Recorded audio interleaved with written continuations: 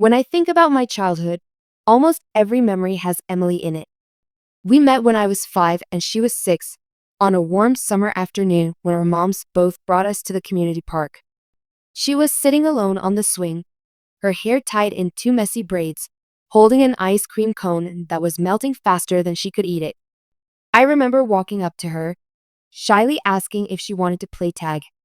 She looked at me for a moment, then grinned and said, "Only if you can catch me." That was it. From that moment, she wasn't just my friend, she was my person. Our houses were just a few blocks apart in the small town of Fairview, and from then on, we were inseparable. Sleepovers every weekend, bike rides through the park, whispering secrets under our blankets until sunrise. My parents loved her like she was part of the family, and her parents treated me the same way. We had matching necklaces, little silver hearts that split into two, with best on one side and friends on the other. Emily swore we'd be best friends forever, and in my childish mind, I believed her with my whole heart.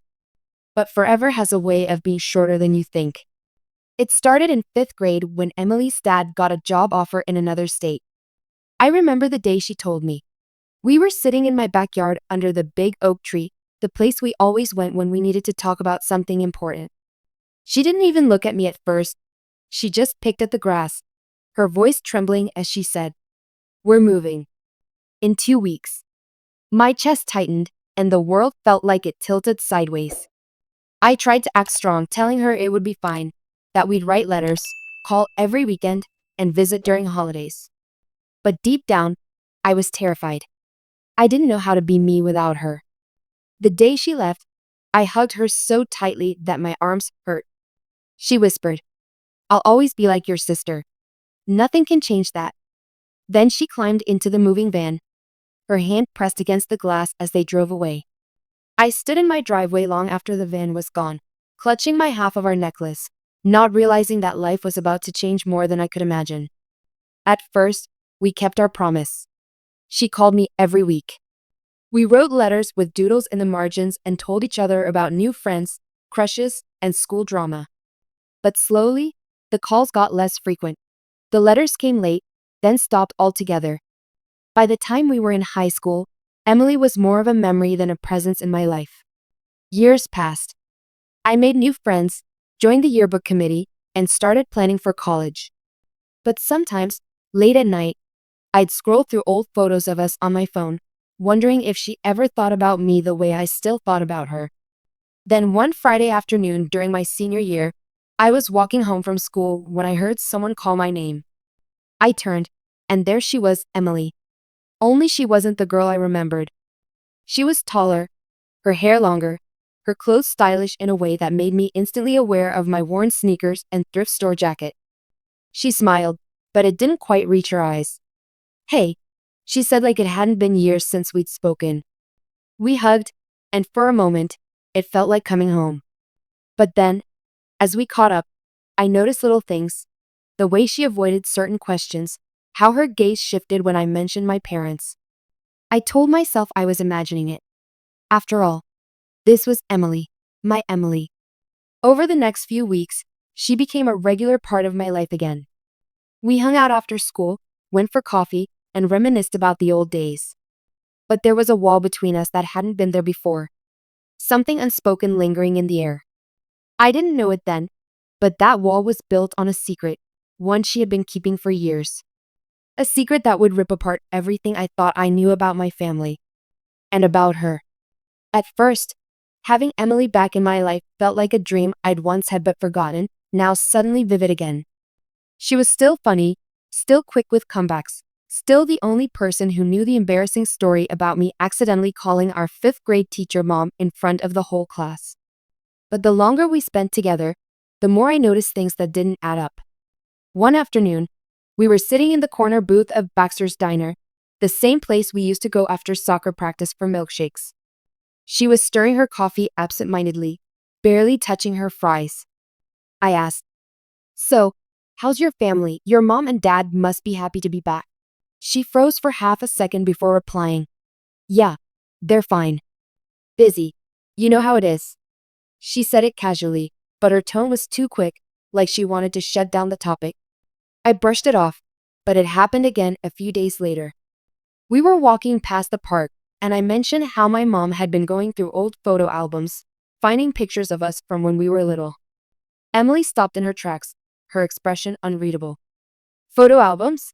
She repeated, like the words themselves made her uncomfortable. Then she quickly changed the subject to a new boutique opening downtown. I started wondering if maybe she had changed more than I realized.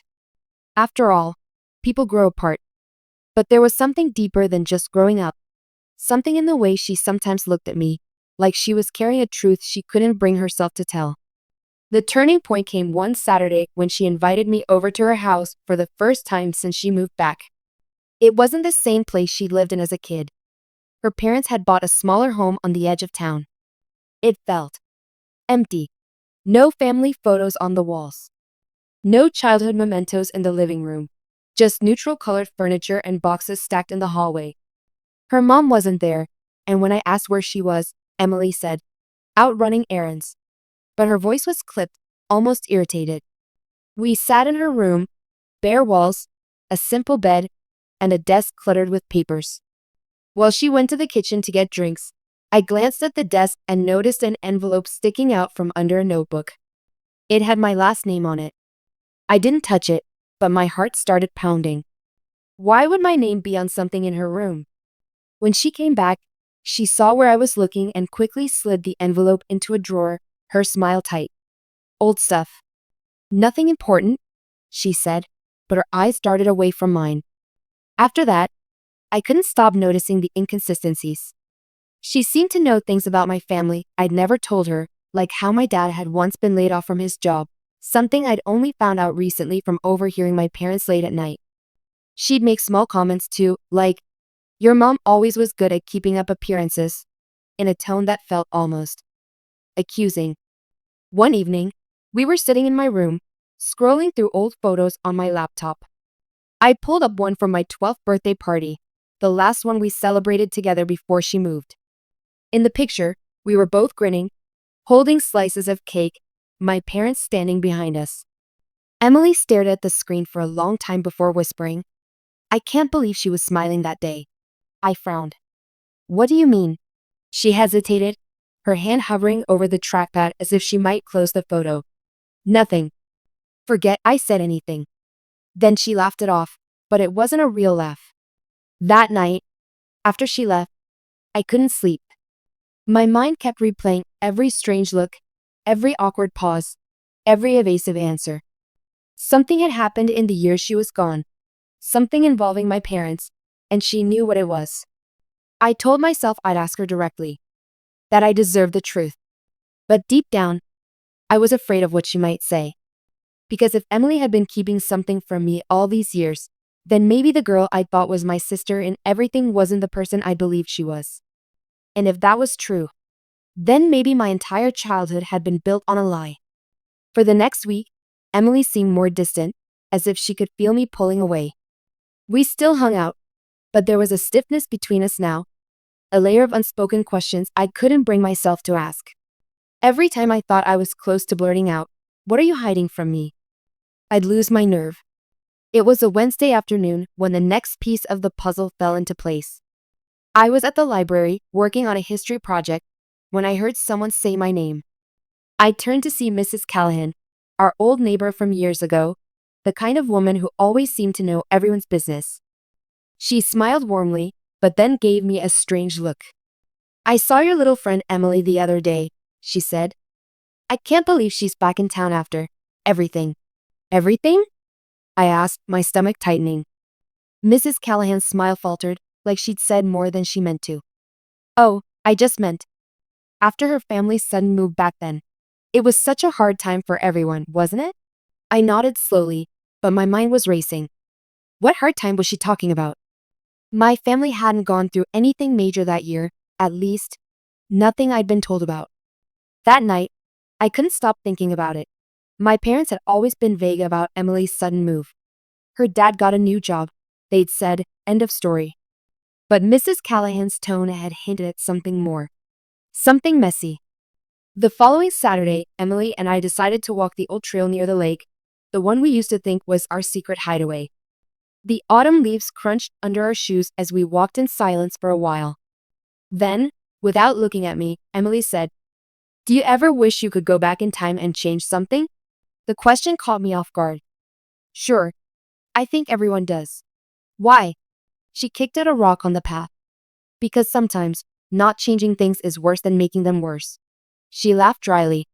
That probably doesn't make sense. It doesn't, I admitted. But maybe it would if you actually told me what you're talking about. She stopped walking, her breath visible in the cool air. There's something I've wanted to tell you for a long time. But every time I try, I chicken out. My heart pounded. Emily, whatever it is, you can tell me. You're my best friend. Her eyes flicked to mine, and for a second, I thought she was going to say it. But then she shook her head. Not today. She turned and kept walking, leaving me frozen on the trail, frustration boiling in my chest. A few days later, I got my next clue, not from Emily, but from my mom. We were clearing out the attic together when I found an old box labeled Summer 2011, the year Emily left. Inside were random things. A broken lamp, an old quilt, some birthday cards. But under it all was a manila folder. I pulled it out, curious. It wasn't sealed, and inside were a few loose papers, one of them a letter addressed to my dad from Emily's mom. I only had time to read the first 2 lines before my mom snatched it from my hands. That's private, she said sharply, shoving it back in the box. Why would a letter from Emily's mom to dad be private? I asked, my voice rising. She hesitated, her eyes darting away. Because it's about something that doesn't concern you. Let it go. I didn't let it go, I couldn't. That letter, the envelope in Emily's room, the way Mrs. Callahan had talked, Emily's strange comments, they were all connected. And now I knew the truth wasn't just about Emily's family. It was about mine. That night, I texted Emily. We need to talk. No more avoiding. Meet me at the old oak tree tomorrow. She replied almost instantly. Okay. But you might hate me after this. The next afternoon, I was at the old oak tree before Emily even arrived. It had been our spot since we were little, the place for secrets, pinky promises, and plans we swore we'd keep forever. Only this time, the air was heavy, and the weight in my chest felt almost unbearable.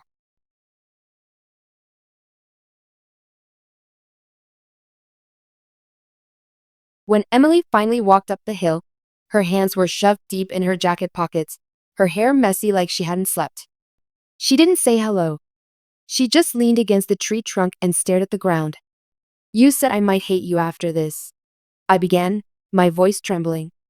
I need you to explain why. She swallowed hard. Because I've been lying to you for years. Not lying exactly, but hiding something. And I didn't do it to hurt you. I swear, I thought I was protecting you. Protecting me from what? I demanded. She pulled her necklace out from under her shirt, the other half of our best friend heart. It caught the light for a moment before she let it drop back against her chest. The year my family moved away. It wasn't because of my dad's job. That was the story our parents told, but it wasn't true. I stepped closer. Then why did you leave? Her eyes darted up to meet mine, and I saw they were glassy with tears. Because something happened between your parents and mine. Something bad. I heard them fighting about it the night before we left. My mom was crying. Your dad was yelling. And then your mom said something that... She broke off, looking away. What did she say? I pressed. Emily shook her head. It's not my place to repeat it. All I know is, after that fight, my mom packed our things in the middle of the night. We left before sunrise. And my parents told me I couldn't talk to you about it. They said it would ruin your family. I stared at her, my mind scrambling. So all those years you were gone, you knew something about my parents that I didn't? Yes, she whispered. And every time I wanted to tell you, I remembered my mom's voice in my head saying, she's better off not knowing. I didn't know whether to cry or scream. Emily, do you have any idea how much this has messed with me? You came back and acted like everything was fine, but you've been keeping this thing between us. I know, she said quickly, tears spilling over now. I hate myself for it. But I was 14 when it happened. I didn't understand all of it. I still don't. And the parts I do know, I wish I could forget. I leaned back against the tree, my heart pounding. Then tell me the parts you do know. She hesitated so long I thought she wouldn't answer. Then she said softly, it has to do with money. And trust. And something your mom did that my parents called unforgivable. The words hit me like a punch. My mom? I'd always thought she was the glue that held our family together, the one who kept everything running when my dad lost his job for a while. The idea that she could do something unforgivable felt impossible. Emily took a shaky breath. That letter you found in your attic? I have one just like it. My mom kept every piece of proof. She said one day you might come asking, and I'd have to decide if you were ready to hear it. I was trembling now. Then I wanted to see it, all of it. No more games.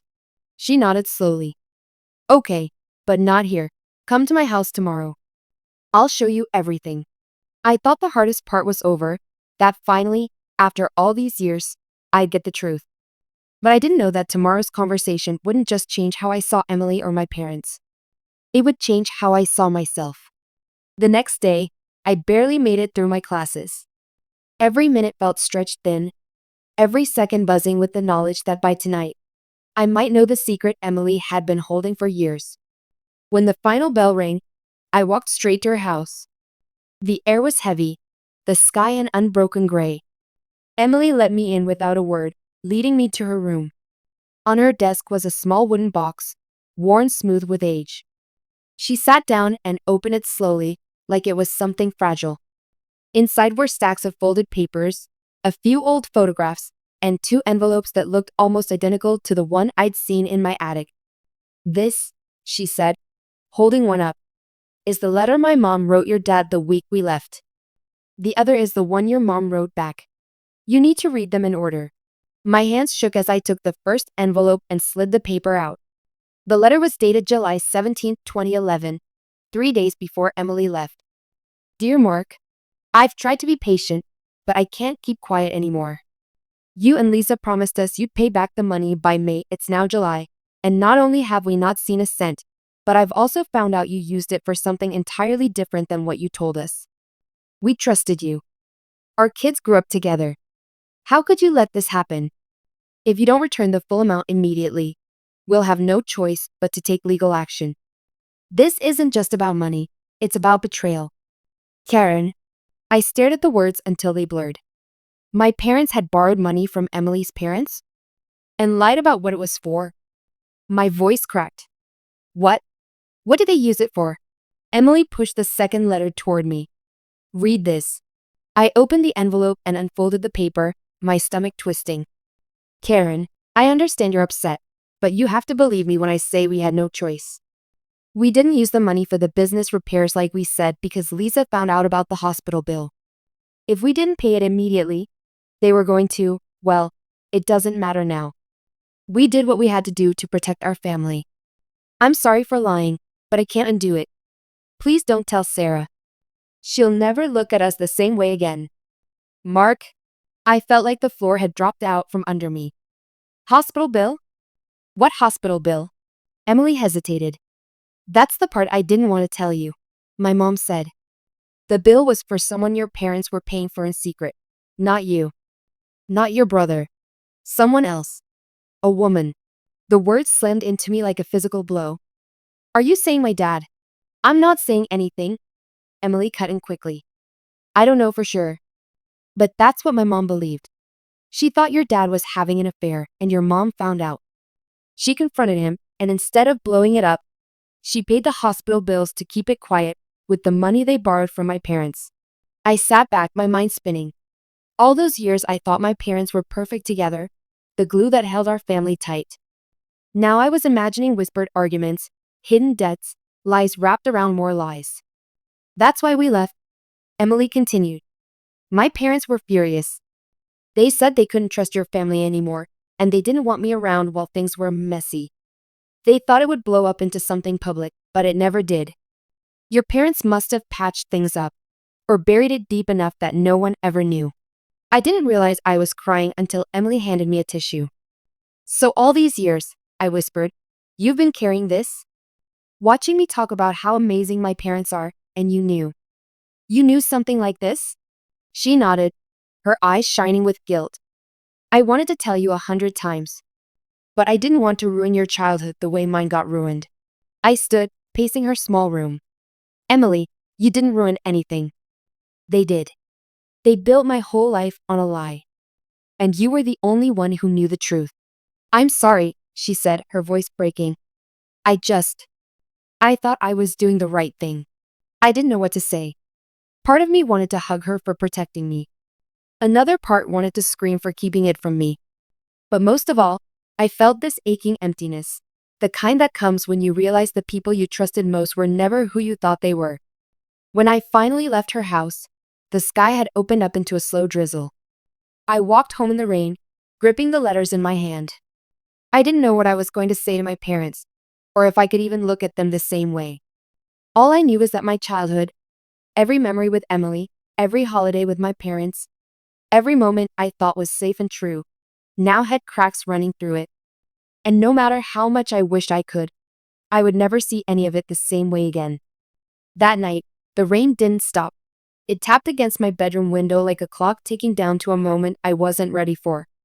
The letters Emily had given me were still in my backpack, folded neatly but feeling like they weighed 100 pounds. Every time I glanced at the bag, my stomach churned. I told myself I'd wait a day or two before confronting my parents. Maybe I needed time to calm down, but the truth was, I was afraid. Afraid of hearing them confirm it. Afraid of seeing guilt in their eyes and knowing I'd never be able to unsee it. Still, I couldn't avoid them forever. At dinner, I barely touched my food. My mom kept glancing at me, her brow furrowed. Sarah, are you okay? You've been quiet all evening. I wanted to blurt it out right there at the table, but my dad was scrolling through his phone, completely oblivious, and the thought of this conversation starting in front of a plate of cold spaghetti felt wrong. So I just said, I'm fine, and excused myself early. Later that night, I found myself on the roof outside my bedroom window, a place I'd gone to think ever since I was a kid. The rain had slowed to a drizzle, and the street lamps glowed through the mist. I pulled the letters from my backpack and read them again, my chest tightening. Some part of me wanted to believe there was an explanation, something that would make all of this less ugly. But the way Emily had told it, the way my mom had snatched that letter from me in the attic, they weren't signs of innocence. They were signs of hiding. And then there was Emily herself. For years, I'd imagined our reunion as something joyful, like picking up right where we left off. Instead, it had been like opening a gift and finding shards of glass inside. She'd been my safe place once. Now she was the reason my world was cracked wide open. As I sat there, raindrops sliding down my hair, I thought about what she said, about how she kept it from me to protect me. I understood why she'd done it, but understanding didn't erase the hurt. The truth was a strange kind of monster. Once you saw it, you couldn't put it back in the dark. And I wasn't sure if I had the strength to face it alone. By the next morning, my decision was made. I couldn't carry this around another day without knowing the truth straight from the people who had built my life around it. I came downstairs to find my parents in the kitchen, my mom making coffee, my dad flipping through the newspaper like it was any other Saturday. For a second, I almost turned around and walked back upstairs. But then I remembered the letters in my bag and how it felt to read the words betrayal and unforgivable. I set the papers on the kitchen table with more force than I meant to. We need to talk. My mom glanced up. What's wrong, honey? You tell me. I slid the first letter toward them. This is from Mrs. Carter, Emily's mom. Dated the week they left. The color drained from my mom's face before she'd even picked it up. My dad's eyes narrowed as he scanned the page, and his voice was careful when he said, Where did you get this? From Emily, I said. She still has it. And she has this. I slid the second letter, my dad's reply, across the table. My mom didn't even try to read it. She just closed her eyes. My dad, though, set his jaw and read every word. When he finally looked up, his voice was quieter. We never wanted you to find out this way. Find out what? That you borrowed money from them and lied about it? That you used it for a hospital bill for some woman that wasn't even part of our family? My voice was shaking now, the words spilling faster than I could control them. My mom reached for my hand, but I pulled it back. Sarah, please, it's not as simple as you think. Then explain it to me, I snapped. Because from where I'm standing, it sounds like you both lied. To them. To me. She looked at my dad, as if silently asking permission. He gave the smallest nod. And then she told me. The woman in the hospital was real. Her name was Claire, and she had been in a car accident. She was also my dad's ex-girlfriend from before he met my mom, and she had a daughter, a little girl who was 5 at the time. My dad had stayed friends with her after they broke up, and when she got hurt, she had no one else to help. She didn't have insurance, my mom said softly. The bills were piling up. And yes, I knew what people would think. But it wasn't an affair. It was about doing the right thing for someone who had no one else. Then why lie to the Carters about it? I asked. Because they would have assumed the worst, my dad admitted. We didn't have the money to pay her bills and keep up with ours, so we borrowed from them, thinking we could pay it back quickly. Then I lost my job, and everything fell apart. And instead of telling me the truth, I said, my throat tight. You let me go my whole life thinking you were perfect, while Emily's family thought you were liars. We were trying to protect you, my mom said. I let out a bitter laugh. That's exactly what Emily said. The silence that followed was unbearable. My parents sat there looking older than I'd ever seen them, and I didn't know if I believed them completely. I didn't know if this was the full truth or just the version they wanted me to have. All I knew was that the people I thought I knew best were strangers now. I didn't go to Emily's house right away. I walked instead, through the streets we used to bike together, past the park where we'd played tag until the sun dipped below the trees. I needed time to rehearse what I'd say, because part of me still didn't trust my parents' version. And another part was scared that Emily wouldn't believe it at all. When I finally knocked on her door, she answered in sweatpants, her hair pulled back like she'd been in bed. She didn't smile. She just stepped aside to let me in. We sat across from each other in her room, the wooden box still on the desk like it had been waiting for me. I took a deep breath. I talked to them. Her eyes flickered. And they admitted to borrowing the money and lying about it. But they swear it wasn't an affair. Emily let out a short, almost disbelieving laugh. That's exactly what they'd say. They said it was for your dad's ex-girlfriend's hospital bills. That she didn't have insurance, and she had a little girl who would have been left with nothing. She didn't say anything right away. She just stared at me, her expression unreadable. That's not what my parents told me, she said finally. They told me your dad had been seeing her for months. That your mom found out and decided to pay her bills to keep her quiet. My chest tightened. So either my parents are lying or yours are. Emily's gaze dropped to the floor. Or maybe they both told the version that made them look better. The thought hung in the air between us like smoke. I leaned back, exhausted. Do you know what it's like to not be able to believe anyone anymore? To realize your best friend and your parents, the 3 people I trusted most, have been keeping the biggest thing in my life from me? Her eyes glistened, but she didn't look away. Do you know what it's like to be 14, told to cut off the person you love like a sister because of something you didn't do? To keep it inside for years because you thought telling her would destroy her family?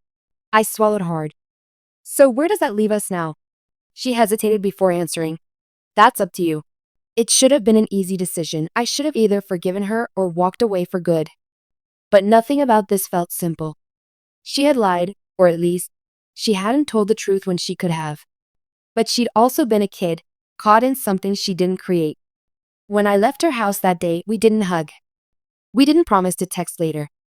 We just stood there, 2 people who used to be each other's whole world, now separated by a truth neither of us could fully trust.